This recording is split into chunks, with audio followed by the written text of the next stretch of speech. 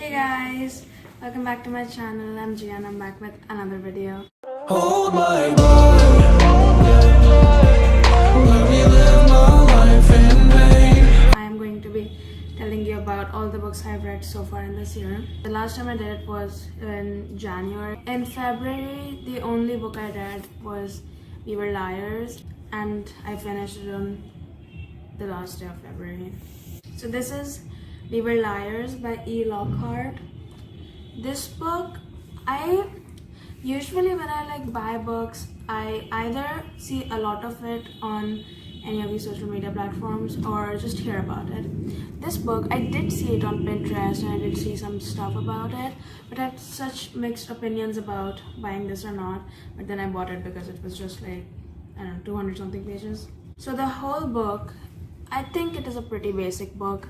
If I would have read this book when I was 6th or 7th standard, I would have probably loved the living, breathing shit out of this book. But I think I'm a little old for books like these. I mean, it is very basic, very YA novel. So in this book, there's this girl. The whole story is basically narrated by her only. Her family's this big mansion is in Massachusetts. She goes there for vacations usually, and it's huge. And she stays there with her cousins, and there's another boy who is not her cousin. He is his aunt's husband's son. So he's not related, but he is there because technically he is family things.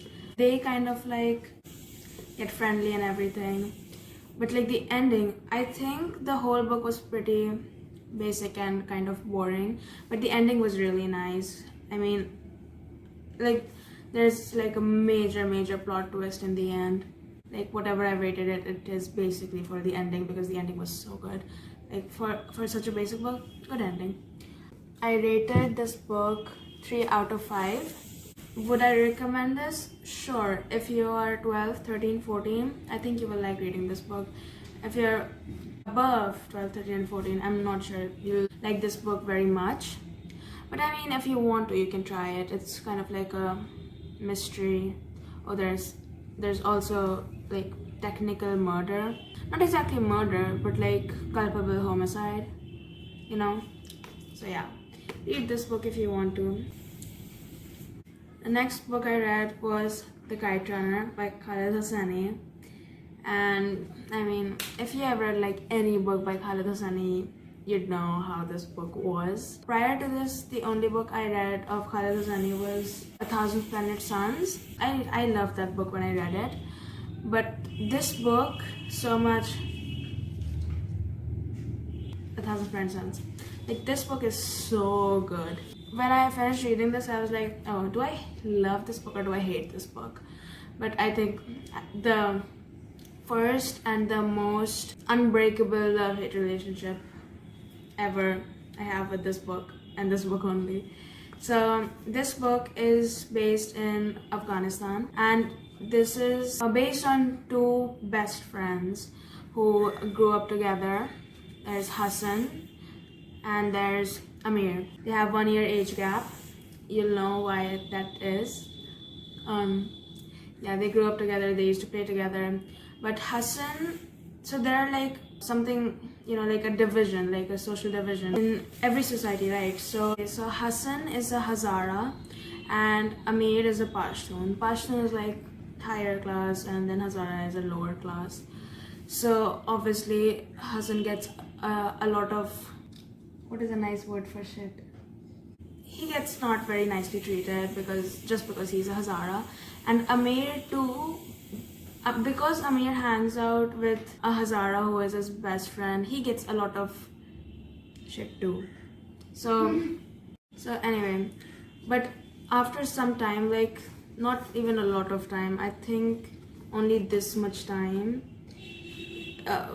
after this much time, there's no happiness. After that part, the USSR, I think first the USSR invaded Afghanistan the Taliban came later.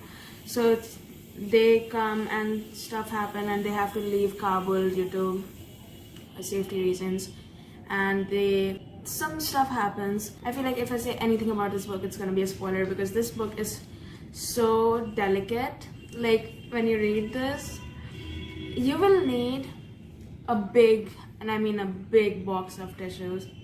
I did not cry whilst reading this book, but I think many people would. Anyway, but this is a very, very, very heartbreaking book. Like first it's very happy when they're in Kabul, and then it gets sad after the USSR invasion, and then the Taliban comes, so obviously wrecks everything. And like Hassan and Amir go their separate ways due to reasons I cannot say. When I said I did not cry, I did not mean that this was not sad at all. Sometimes I would just read, and I would read that little line, and I would just have to close the book, keep the book, and then go for a walk. Like even for 2 minutes. It was like that. I think you should read it. I gave it a 5 on 5. It is a very, very good book, but it is very hard to say, oh, I love this book, oh, this is my comfort book, because this is so not. But then the things that happen in this book is gonna like stay with you forever because you can't forget what happened. I don't think I have the mental capacity of reading this book again, but I'm glad I read this once. And I think everyone should read it once. 5 on 5, 100% recommended. Read it. The next book I read was a very holly jolly book, which I really, really needed after the Kite Runner. So the next book I read was Red, White and Royal Blue. The first time I ever heard about this book was after I watched Young Royals, because they were so like parallels. And then I thought, yeah, very similar, but kind of like not that I want to read that. And the second time I saw parallels was after I read the Song of Achilles. And then I was like, maybe I should read it. And my friend had already read this. She would non-stop tell me to read this book so that she could, talk about the book. Anyway. So this book, this is based on 2 famous people. Okay? So there's Henry, a prince. And then there's Alex, who is the son of the president of the USA. Also, this is before Trump became president, and that election was won by Alex's mother. So like, so yeah, they meet, and like at first Alex hates Henry because he thinks that Henry was so rude to him at one of these games. They ran across each other, but like Henry had his own issues when that happened. His father just passed away, so I don't know, justifiable I guess. So they meet and stuff happens. Also everything like gets messed up after. So Henry's brother's wedding is in a few days, and Alex is invited, and his mother of course. So they go to the wedding, and Alex and Henry are talking stuff, and something happens, and then Alex falls into the cake, and the cake falls, and obviously it is ruined. And obviously they put like so much money on the cake. I don't know how much I read. I think it was $7,000 or $70,000, one of those. So after that, they're famous, so obviously the media will be after them on what happened, what did not happen, and how did they end up there. So they kind of have to pretend that they're like best friends, and they were just, having funsies. So they do that, and while doing that, they fall in love. And this is such a cute book, and like gay books, or like gay anything, like gay stuff has a tendency to like end on a sad note, and like it is not always supposed to be like that. Actually, it is never supposed to be like that.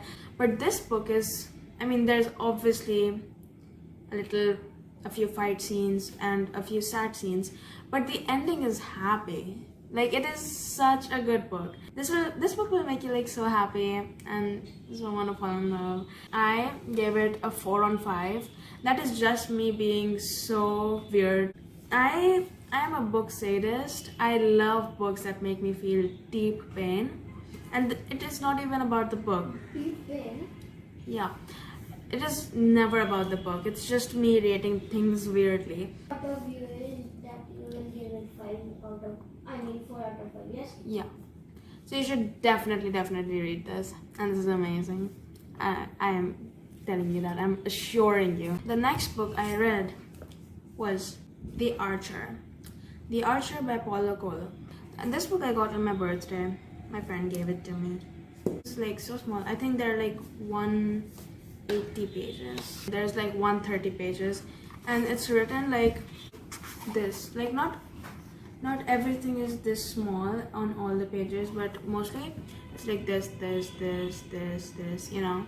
And I finished it like in an hour. This is like, I felt like I'm spiritually awakening. It was definitely a nice read because it was like, oh, if this does not work, you can do like this. And like basically it's about this person who is like a pro at archery and is basically teaching how to be an amazing archer. You see, that's like the content. Target, posture, how to hold the arrow. It is all about the archer, how to be amazing at archery. But then again, they kind of, what is that called? It's not a metaphor. They kind of life and archery together. If you want to like feel peace and serenity and Cheerful. not cheerful, feel very calm, then you should read this book. I gave it 3 on 5. You said that after reading this book, you will feel calm. Okay? It means whenever I am sad, I can read this book. Yes. After reading The Archer, I read another small book, The Great Gatsby. It is just 200 pages with just 9 chapters. I saw this movie last year, and every time I would read, I would correlate the movie. Oh, this happened that time, and you know, things like that.